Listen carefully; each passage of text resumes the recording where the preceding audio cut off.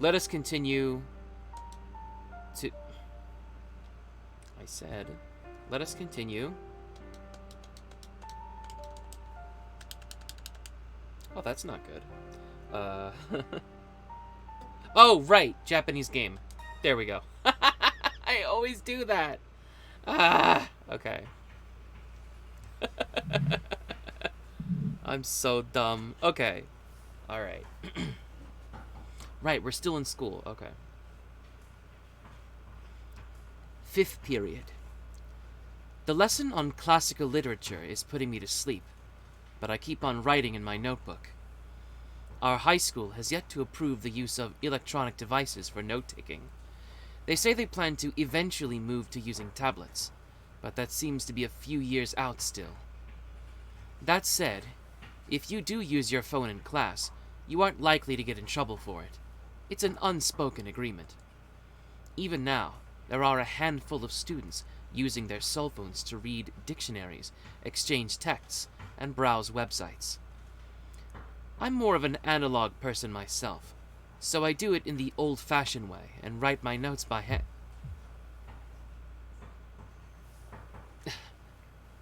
It happens suddenly. My senses intensify as though accelerating. My field of view rolls up, twists and folds in on itself until it's just a point. I feel so off balance, it's as though my brain itself is spinning in circles. My vision wavers. I feel as though something is festering at the back of my head, and that my consciousness is about to tumble out of my skull. Not good. I know this feeling. This sudden dizziness marks the onset of a bout of amnemia. How careless of me. I let my guard down despite knowing this could happen to my body at any time. I hate this.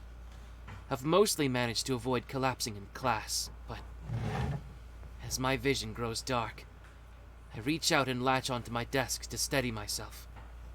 But it's all in vain. I can't put any strength into my fingertips. All that's left is for me to collapse onto the floor. Sensei, you got a sec? And then, smack. Someone hits me on the back roughly. Tohno doesn't seem to be feeling well, so I'd like to take him to the infirmary. Arihiko had shown up without me noticing. Tohno, oh sorry, that's the teacher. Tohno, are you feeling unwell? I hear the teacher's voice from the podium. No, it's nothing real. No, he's a complete wreck. Shouldn't you send him home early? Arihiko just goes and loudly speaks over me. Is that so? I've heard about Tohno's condition.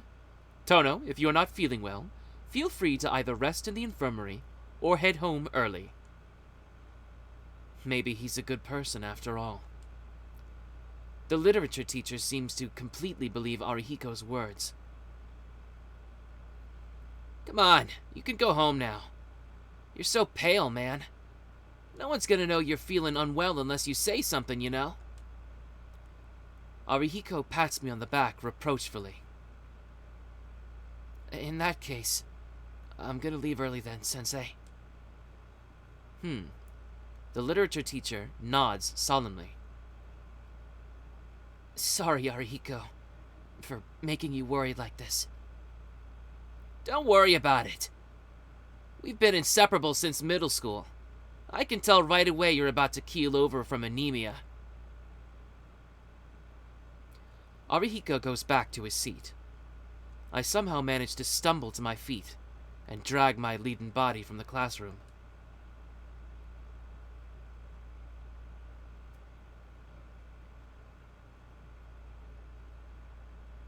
I leave the school building.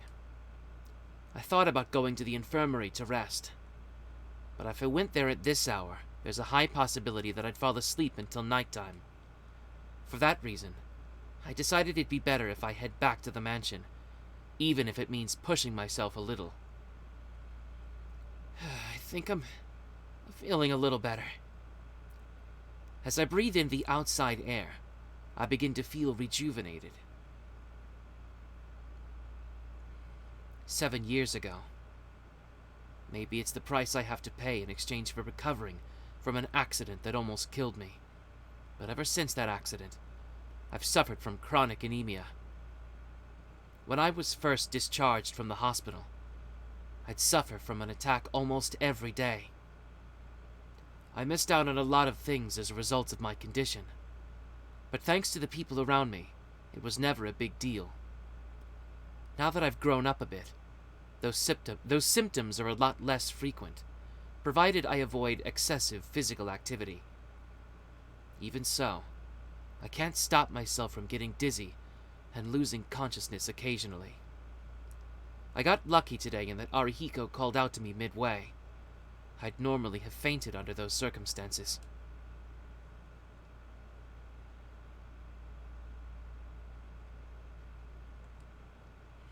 I take a slow, deep breath, letting the fresh air fill my lungs.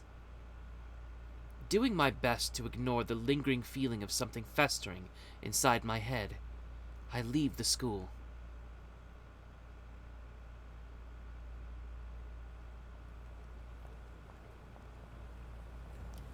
I step out into the street in front of the station. I can't believe it. This proves I'm still in a daze. I almost went into the ticket gate out of habit. The Arima household isn't my home anymore. The Tohno mansion is. There's no longer a reason for me to take the train from here. Ugh. I'm still not feeling well. I put my hand on my forehead and find that it's hotter than usual. If I push myself too hard and collapse on the side of the road, I'll be even worse off than when I started. I guess I don't have a choice, do I? I sit down on a bench, disgusted with myself. I'm going to take a break until I've calmed down a bit.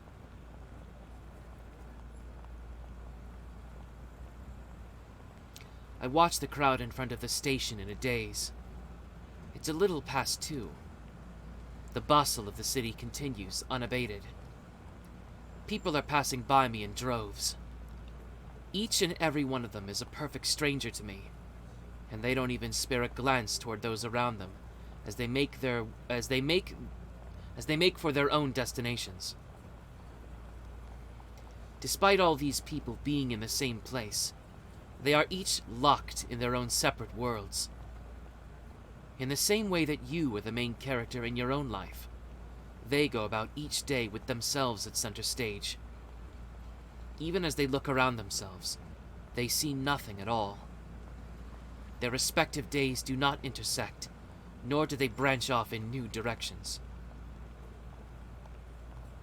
This is the insight that allows us to obtain a baseline level of public order with a minimum level of effort. Even while depending on others, we don't get too involved with them. This kind of individualism seems to be the path chosen by mankind. Perhaps I'm feeling sentimental because of a light fever. Time to go home. I feel a lot calmer now, and if I hang around here, I'll only end up wallowing in these worthless thoughts. I stand up from the bench and blend in with the crowd. With my thoughts dulled by anemia, I head for the mansion. All I want right now is to be left alone in my room. I want to take off my glasses, close my eyes, and become nothing but a pair of lungs.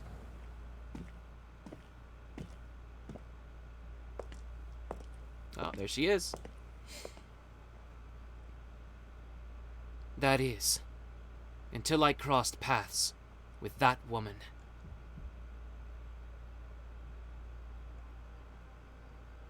I even wondered whether time itself had stopped. Every fiber of my being commits that instant to memory. Golden hair and red eyes. White clothes. A white figure. A snowfield with no footprints. An unblemished silhouette, reminiscent of a sacred mountain beyond human comprehension.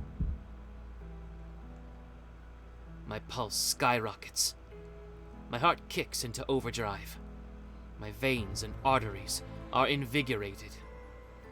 My nerves snap one by one under the stress, as though someone had put a torch into my spinal cord. To say that I'm entranced would understate my obsession. My feet are already stopping.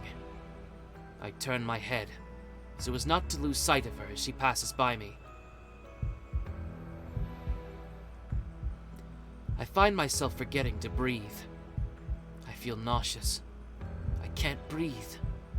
I'm suffocating. I can't remember how to breathe properly, no matter how hard I try.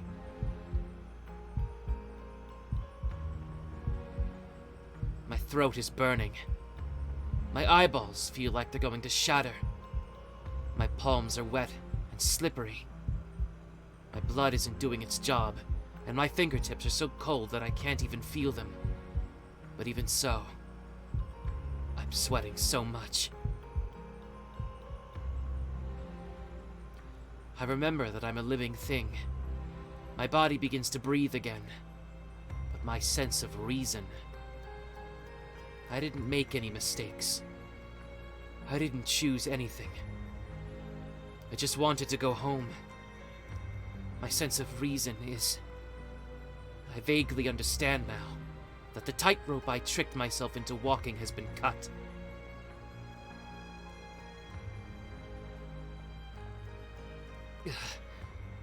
I have to chase her. I have to chase that woman. Chase. Chase. Chase. And then talk. I move my frozen feet, breathing as hotly and heavily as I hunt the figure of the woman in white.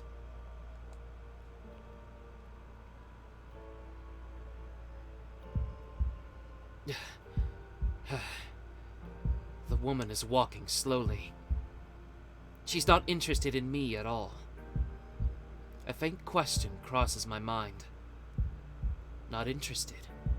That's absurd. Is she really that sort of person?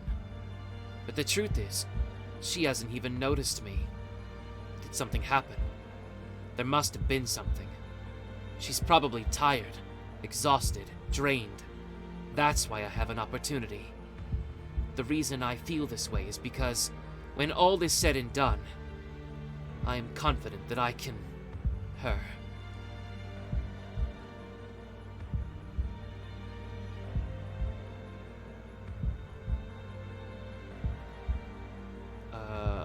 I want to run my filthy tongue all over her. Okay, there we go. When was the last time I satisfied my desire? I want to tear her into a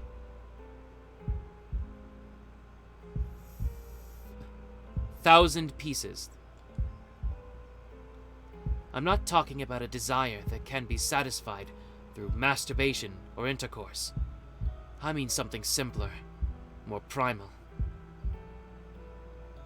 I want to cut her down so I can savor her.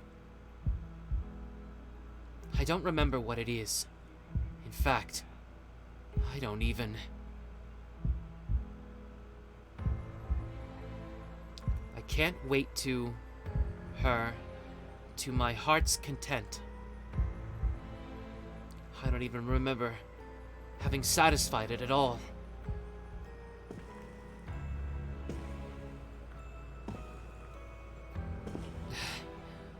I let out a sigh that doesn't sound like my own. I clutch my chest to hold back my boiling emotions. The woman swimming through the crowd is so chastely beautiful that I could just eat her up. My throat is aching. I haven't been able to breathe for a while now. But what of it? It's only natural. It would be rude of me as a living being to not get excited after witnessing such... I take something out of my bag. I put it in my pocket and start to walk. I feel the hard touch of iron on my fingertips. I'm truly blessed. This tool is just perfect.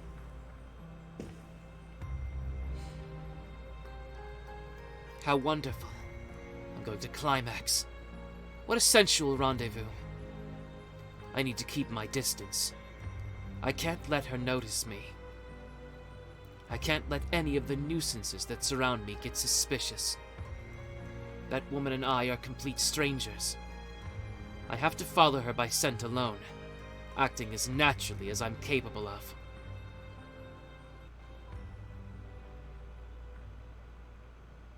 The woman enters an apartment complex. An automatic glass door. The security is perfect. You can't even enter the lobby if you aren't a resident. I go around the emergency exit, take off my jacket, and leave it somewhere hidden. I cut. I go inside. There's no one in the lobby. I look at the elevator. The light has stopped at the top floor. I press the call button. I go inside.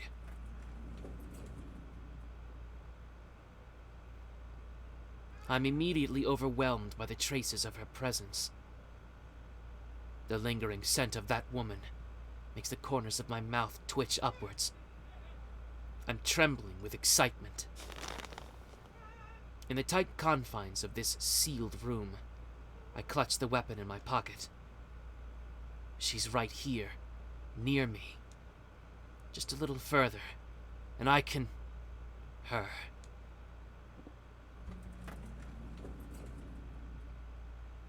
I get out of the elevator. I could sense that there was no one in the landing. I leave the sealed room. I cross to the hallway. There's not a soul in sight. I can't think. My brain can only think of a single word. That woman. That woman. At this rate, I'm going to... I've arrived in front of room 3. This must be it. All of the other rooms are empty. Can I be sure? I can. If you live as an animal, you can tell that much by smell, whether you want to or not. It's shameful. It's unforgivable.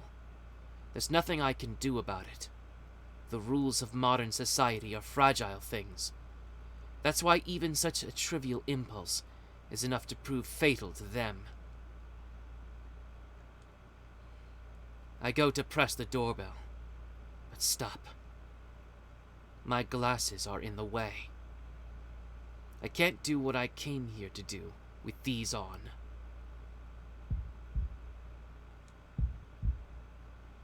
Got it? Don't ever look at things thoughtlessly, okay?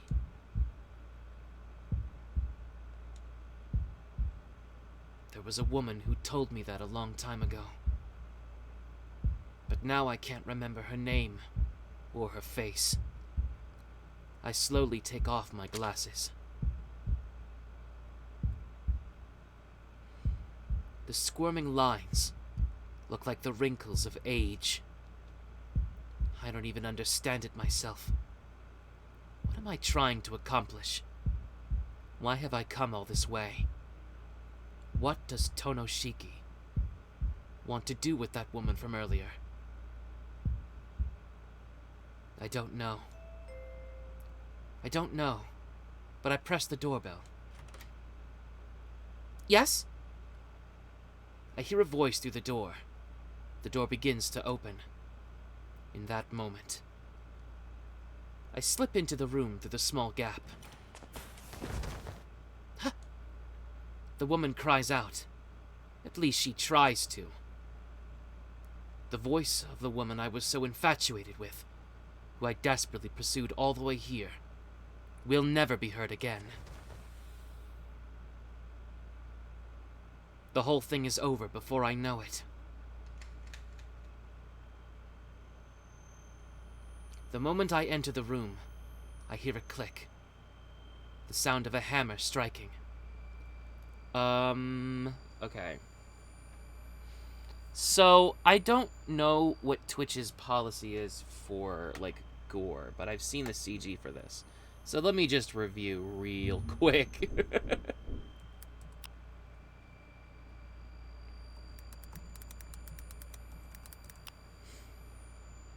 Content that exclusively focuses on extreme or gratuitous gore violence is prohibited. What about, like, fantasy gore?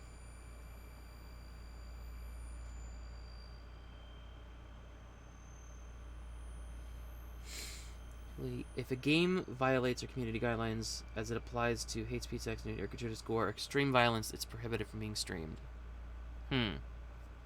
Okay. So, unfortunately, just to be on the safe side,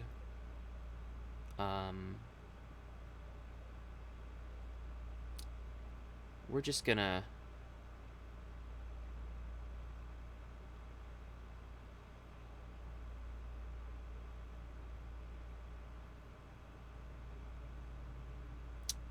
let's see. I wish there was a way I could put, like, a blur over this.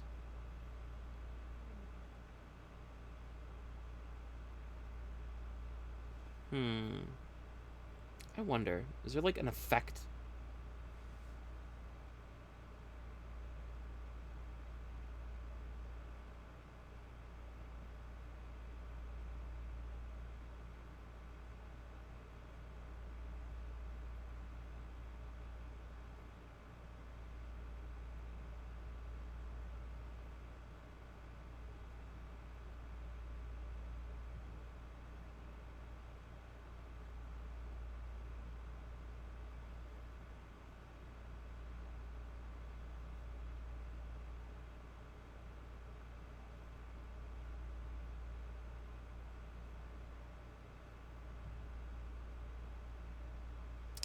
We are gonna do it like that for now. Because, this next bit is kind of spicy. It's as far as I understand, it's the only spicy part in the remake. Because they removed all the H scenes.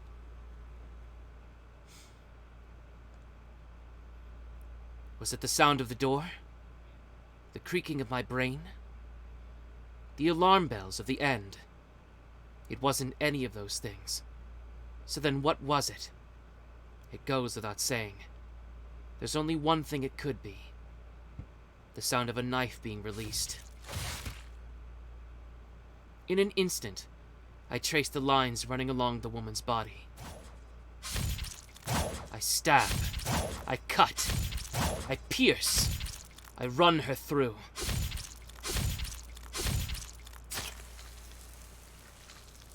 I cut her into pieces. I kill her completely and utterly.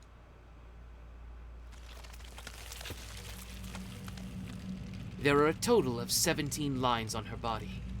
Neck, back of the head, right eye to lip, upper right arm, lower right arm, right ring finger, left elbow, left thumb, middle finger, left breast, ribs to heart, stomach to the abdomen in 2 places, left groin, left thigh, left shin, left toe.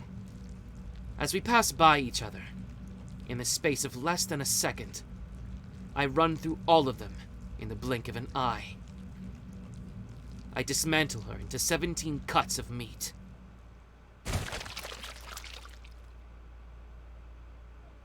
Damn, they really showed it in this one, huh?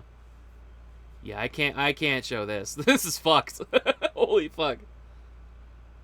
Huh? I hear a stupid, idiotic voice. I don't even realize that it came from my own mouth. I feel lightheaded and dizzy. There are pieces of something scattered in front of me. A red liquid seeps across the marble floor, as though someone had knocked over a bucket of water. The revolting smell of blood. The cuts are very clean. There are no organs spilling out.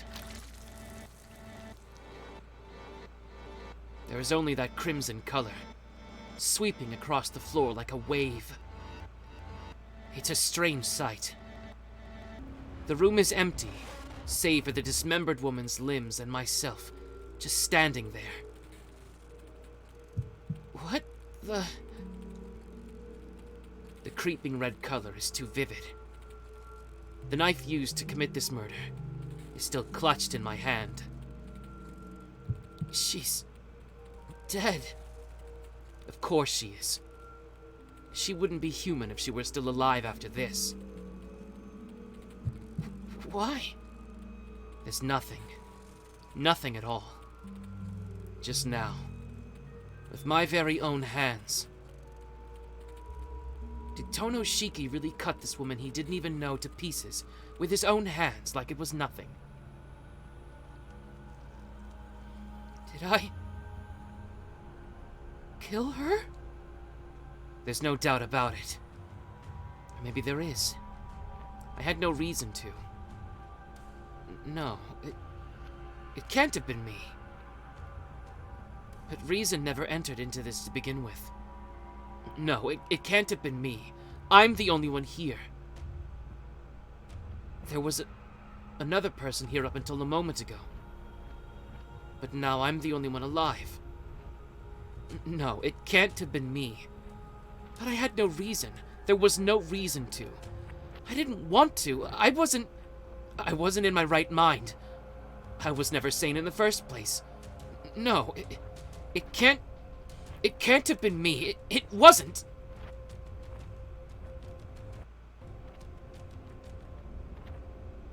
The red blood continues to spread across the marble floor, oozing slowly. It makes it all the way to my feet. I lift my shoes in surprise, but not in time. Ropes of the woman's red blood stretch between my feet and the floor like cold tar.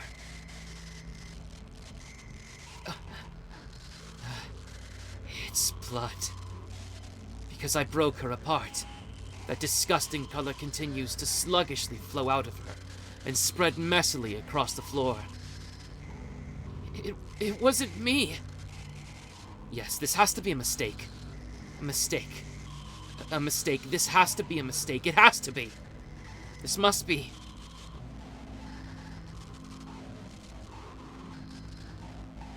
Okay, so similarly, there's a choice. I think we can get rid of this now.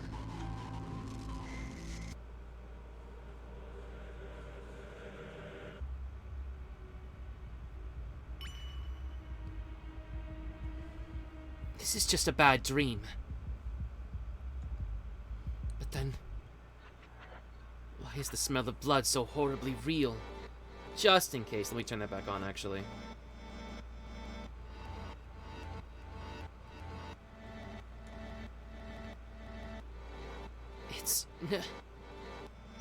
It's not true.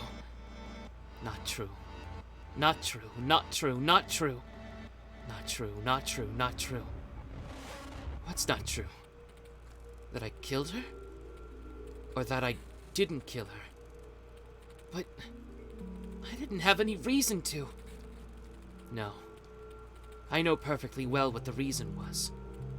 When I looked at her, I could only think of one thing.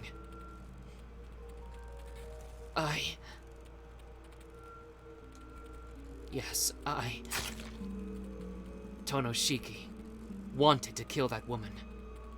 At the time, it was all I could think about.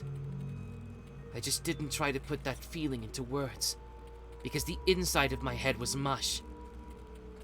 It's not true. The smell of blood is making me nauseous. The contents of my stomach begin to rise up. The vermilion seeps into my eyeballs. I feel dizzy, as though my brain itself is shaking. Nauseous and lightheaded, I fall to my knees in a sea of red blood. gastric juices well up in my throat. I throw up everything in my stomach. Everything I ate, my gastric juices. I throw it all up and sob. There's nothing left in my stomach.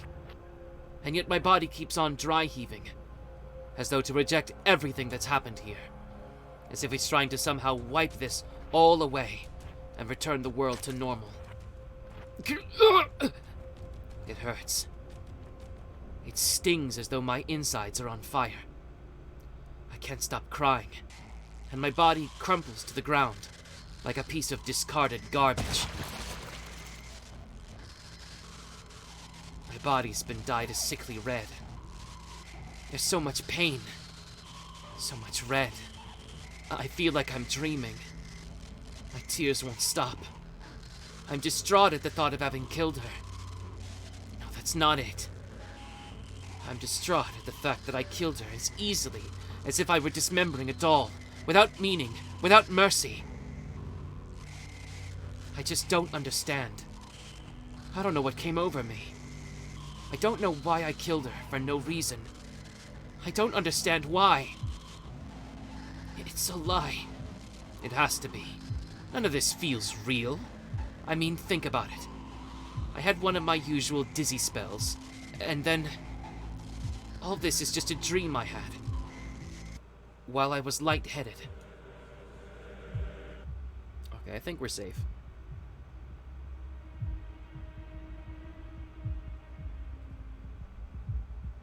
It's a lie. I mean, how could it be possible to tear a person apart like that with nothing but a knife? I've heard that it takes an entire day of hard work to dismember a single human being, even with a saw. There's no way you could manage to do it with nothing more than a knife. Plus, those lines aren't even real to begin with. They're just a convenient delusion that I came up with. It's a lie. Gastric juices drip from my lips. Not only my mouth, but my body from the chin down is sickly, with stomach fluids. The gastric juices blend with the crimson.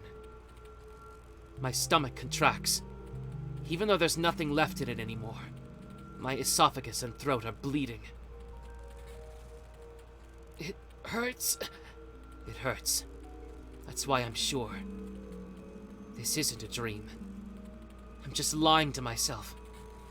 Everything is all a lie. Deep down, I understand that. I was lusting after her. Seeing that woman made me aroused. The same goes for my eyes. Ah, shit. Ah, fuck it. Whatever. We'll see what happens. I already understood that these lines let me cut through things as easily as slicing paper. Tohno Shiki should have known that humans could be torn apart just as easily. I'd been living irresponsibly, not even stopping to consider the possibility. I can kill things so easily. I am a dangerous human being. I should have blinded myself, or endeavored to live a life where I'd never see another soul. I'm sorry, Sensei. I'm so sorry. I couldn't even keep such a simple promise. Am I still sane? I don't know. Not even a speck of the impulses that overcame me earlier remains. But at that time, I didn't even think about enduring or suppressing those thoughts. Kill that woman. I was thinking and acting as though such impulses were totally natural. Then, the answer is simple. I've definitely gone crazy. I've probably been crazy for the last 7 years. Ever since the accident that should have killed me. From the moment I miraculously survived.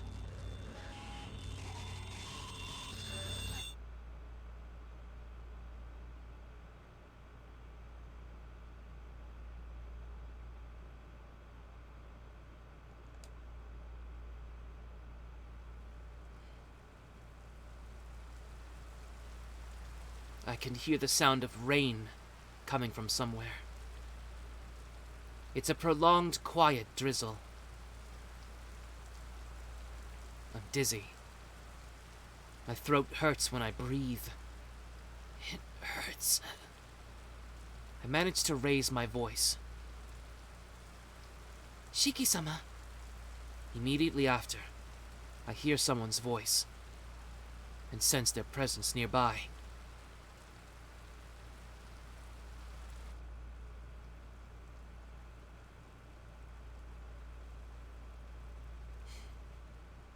This is my room? I'm not sure how I got here, but I'm lying down in my own room. I take my glasses from the nightstand and put them on. Good evening, Shiki-sama. Hisui? Yes, how are you feeling?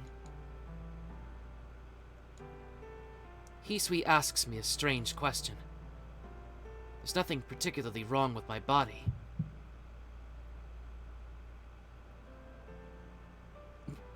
Why? Yes. Why? Excuse me.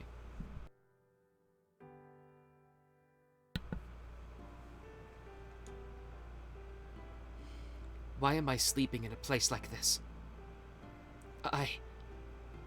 That woman... I almost said I killed her. But I shut my mouth. That's the one word my sense of reason won't let me say. Hisui, why am I here? Do you not remember, Shiki-sama?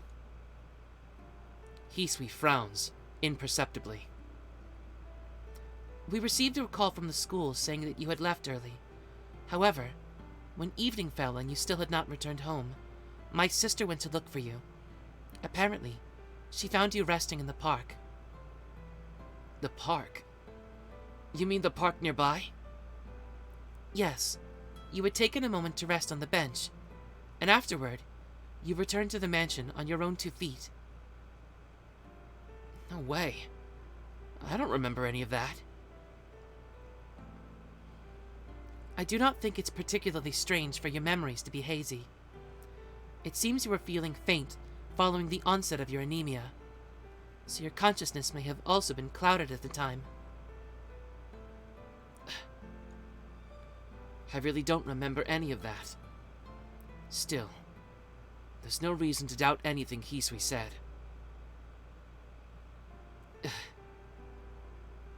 It's already 9 o'clock in the evening. I can't believe I don't remember anything. Yes, after you returned, you said nothing other than you wanted to sleep, and then you went to rest in your room. I tried to call for a doctor, but you said this happens all the time. I see. It's true that this isn't unusual for me to collapse from anemia, but this time was different. I killed someone.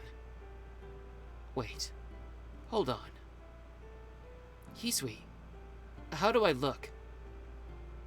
I'm sorry? I mean my clothes. My shirt, my shoes. Was there any, blood? Smooth. They'd have all been sticky and wet with it. If you're talking about your uniform, it was dirty, so I washed it. You're telling me you washed such blood-soaked clothes? It's true that they were covered in mud, but I didn't see anything resembling a bloodstain. In addition, only your shirt and pants were dirty. Your jacket was practically spotless. Unbelievable. Even though I was kneeling in a sea of blood, and my legs and arms were bright red. Wait a minute, the jacket was spotless? Okay. Interesting. Okay, brief aside. In the original, I don't remember him taking off his jacket. I don't remember that being a... Maybe I've just overlooked it the first time. And the second time. But I'm pretty sure that once you get to this part in the original, you could almost be forgiven for thinking, oh, fuck, maybe it was a dream. But I feel like that little line about the jacket is lampshading, because in this, he put his jacket on the side before going into the apartment building. So it would make sense for it to be spotless if it did happen. So that leads more credence to the idea that it's absolutely not a dream.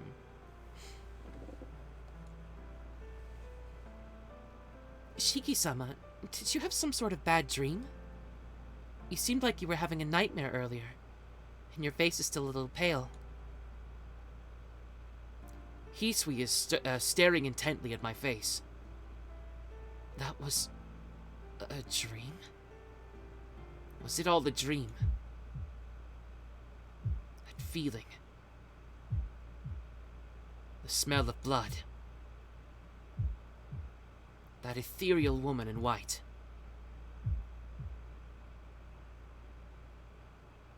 Yeah, you're right. It just must have been a bad dream. I let out a long sigh. That's right. It was all a bad dream. There's no way I'd senselessly go and break the promise I made to Sensei when I was little, not without having a single reason to. I'm awake now. If you're feeling up to it, I will have dinner prepared for you. Huh. No.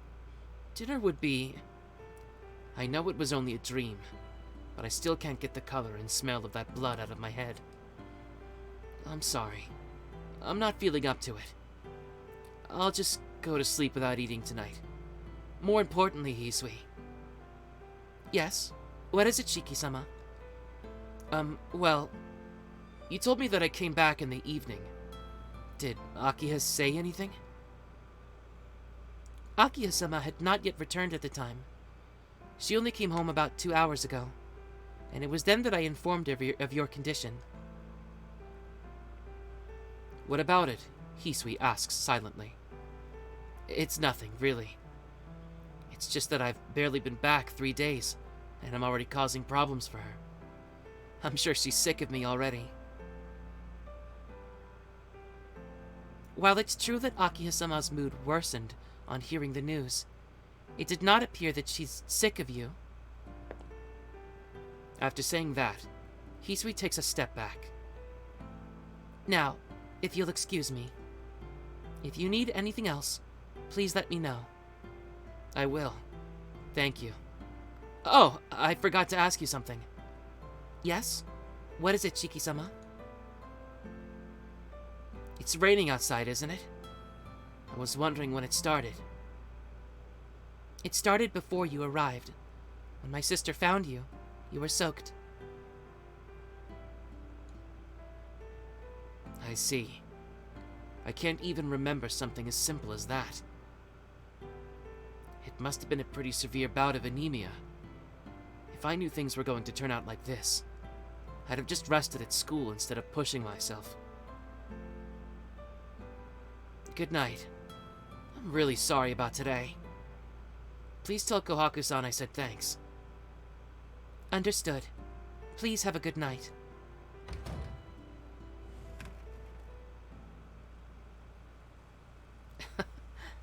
So it was all a dream. The words I muttered were utterly hollow. I just can't convince myself that they're true. I can't believe the events that took place in that dream. Nor can I believe that it was actually a dream at all. I hear the soft hiss of the rain falling outside. My head still feels a little heavy. I happen to glance at my chest. The scars I got 7 years ago look like burn marks, still clearly visible on my skin. The knife I received as a memento from my father is sitting on top of the desk. It was all a dream. What else could it have been but a dream? I closed my eyes, still repeating those words over and over in my mind, as if to trick myself into believing them. I breathe out a long, slow breath, as though trying to clear my lungs of that scent. I surrender myself to a dark sleep that cuts off my consciousness. Back Back when I was a child. I think someone told me not to tell lies that I couldn't even fool myself with.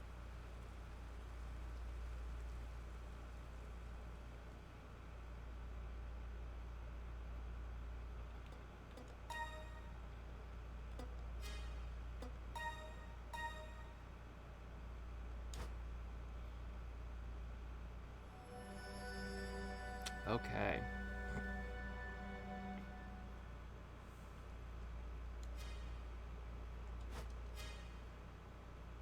Alright. We are going to stop for now. I know it's a little on the shorthand. How less than an hour. Yeah. My viewership sucks today. That sucks. Alright. So yeah, that was the Arcueid scene. That was way more brutal than it was in the original. Which is an interesting way to balance out the overall less edgy nature of this remake as opposed to the original. So yeah, that was very gruesome. Just wow. I mean, they described the exact same thing in the original, but they never showed it. In this one, they're like, nah, you're seeing this. You're seeing what he did. Damn.